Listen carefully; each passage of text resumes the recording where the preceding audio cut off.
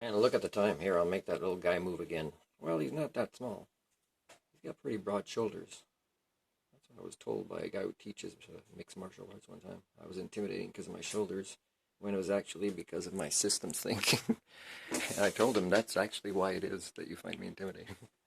Um, so yeah, so I was able to make storage, as you know from part one there. I was able to make storage, which allowed me to also, while my computer's working, to start this fire, to get some water, to let out some farts that I was bloated with through this latest post where I had to just finally get rid of the storage and move it somewhere else.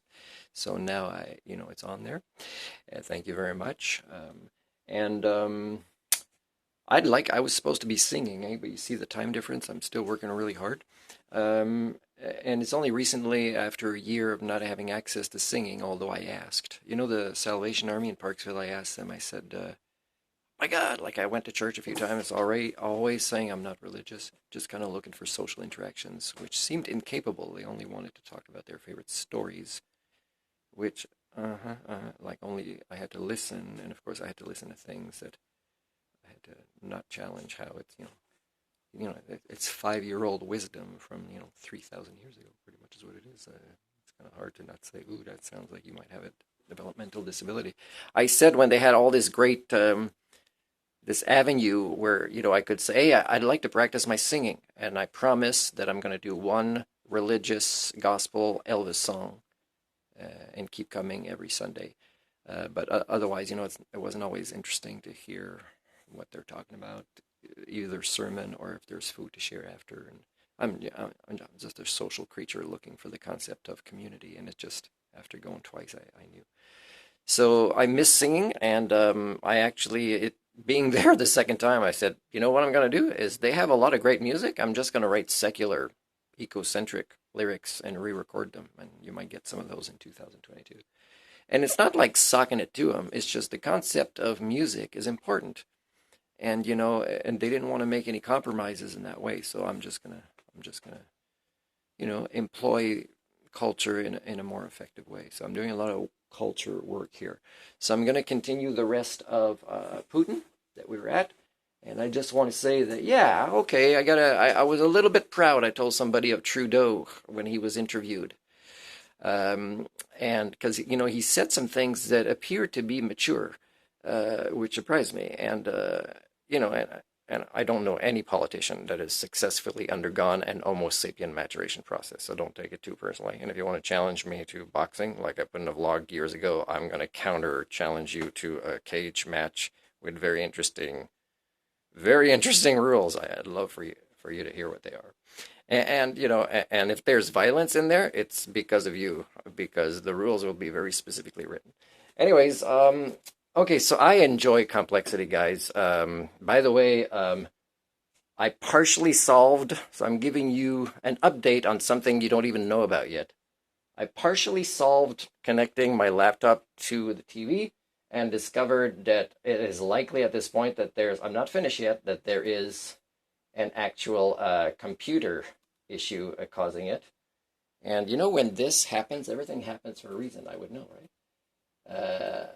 This is kind of showing up, but I noticed when I turned my computer on with this other TV is that it included, now Dell might say, hey, there's things you're not supposed to say.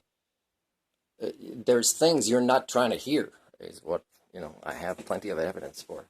So I'm going to finish the rest of this, and I wanted to say that I'm partially done solving this issue, and it'll be related to a polymath series on problem solving with electronics later on. And I'm having a lot of fun with the complexity of being a systems thinker, because otherwise I'd be bored. And complexity is great, and only somebody born with such a brain, that didn't give up on being born with such a brain, would enjoy complexity. Anyways, let's continue this. Hopefully I won't run out of memory this time. Without interference from the non-regional powers, to have a proper conversation based on the fundamental norms of international law. It should be a process of negotiations. That's how we should resolve any arguments. And I believe there is a potential for that, but it's not fully used so far. In terms of that response, obviously $3.5 trillion of global trade flows through the South China Sea every year, and almost as much as in terms of oil as the Strait of Hormuz itself. So it's considered an international waterway. When you talk about external powers, those that are not regional, are you referring to the United States?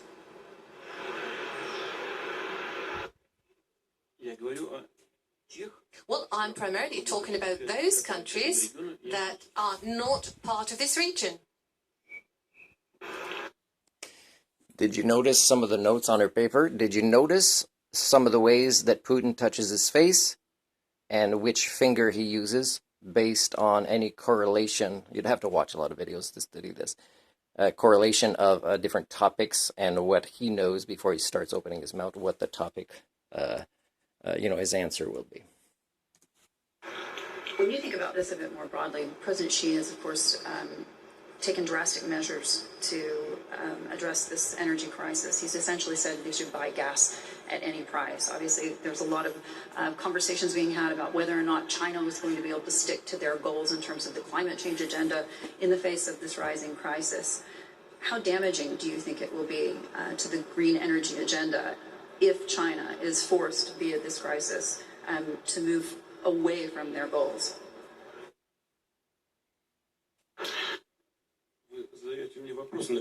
Well, you're asking me questions that I can't answer. I'm not President Xi, I'm the President of the Russian Federation. And I can't tell you what are the plans of the Chinese management, but I only know what they do.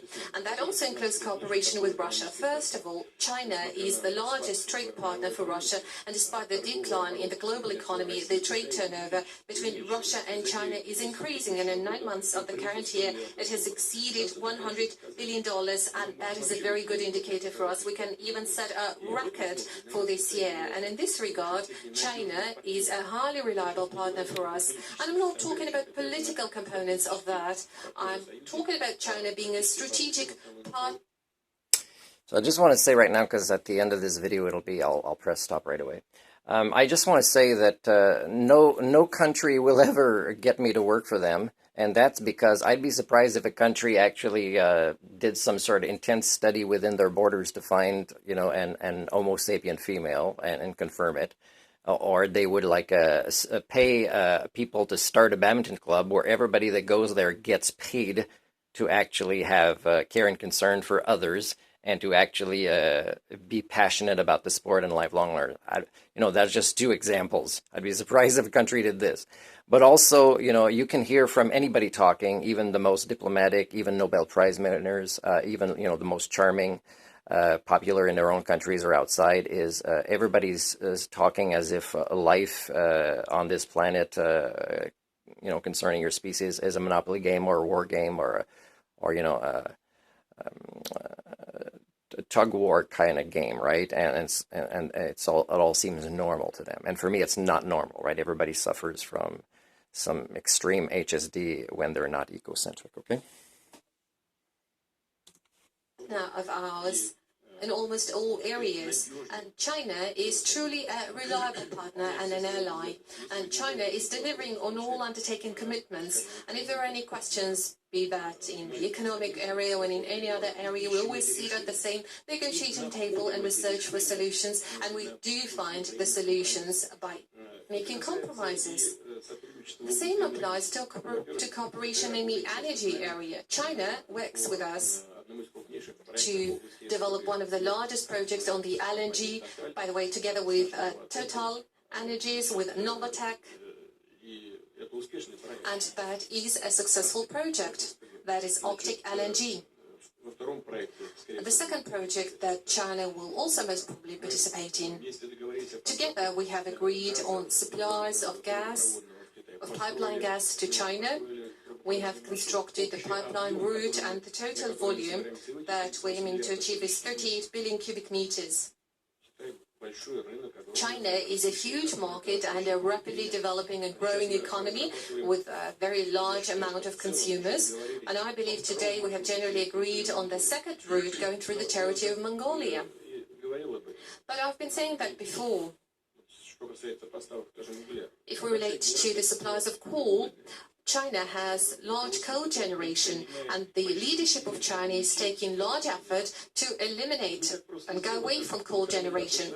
1.5 billion people live in China. It's not that simple to do. It's not a trivial task. They need to protect the interests and the needs of their population, and that's exactly what they are doing. And they have a very careful plan, very balanced plan to decrease the carbon footprint. And the same applies to the transition period when more of blue fuel will be consumed. Anyways, I don't know if the memory's going to cut out soon, so I'll say a few things. I'll say that China and every country has some form of green values. I mean, there's hope in everything related to projects with coal or oil reduction or whatever, but it's all also hope that is too little too late. That's what an ecocentric man from Earth can understand, a global culture repair. I wanted to say that it doesn't make me a traitor that if I went to a party where he's there and Trudeau is there and the only thing I'll